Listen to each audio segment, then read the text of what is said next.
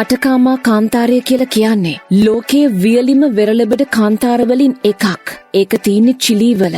මේ වෙරළ තීරය කිලෝමීටර් 1000කට ආසන්න දිගකින් යුක්ත තීරුවක් වගේලු. අටකාමා කාන්තාරයේ මල් වැදගත් කියලානේ කියන්නේ. ලෝකයේ වියලිම කාන්තාරයේ දුර්ලභ දසුණක් විදියට මේ මල් පිපෙන එක ගැන හැමෝම කතා කරනවලු. සෑම වසර කිහිපයකටම වරක් මේ කාන්තාරේ මල් පිපෙනවා.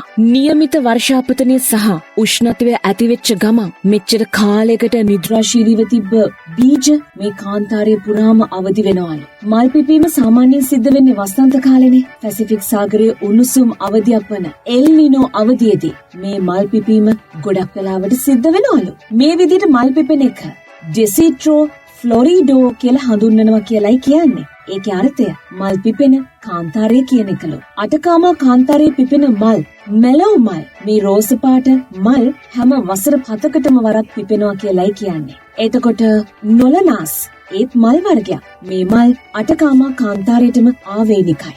මේ විදිහට අටකාමා කාන්තාරයටම ආවේනික මල් ගොඩාක් තියෙනවානේ. අටකාමා කාන්තාරයේ අනිකුත් ශාක චානාර් ගස් චිලි පැලෝ වර්ඩේ විදියටත් හඳුන්වනවා කියලයි ගොඩක් වෙලාවට සඳහන් වෙන්නේ. ඔයාට අටකාමා කාන්තාරේ මල් පිපෙන කාලය ගැන දැනගන්න ඕන නම්, ඒ ලස්සන විඳ ගන්න ඕන නම් එක්ක ගිහින් බලන්න වෙනවා. නැත්නම් ඉතින් Google එකේ සර්ච් කරලාම බලන්න වෙනවා.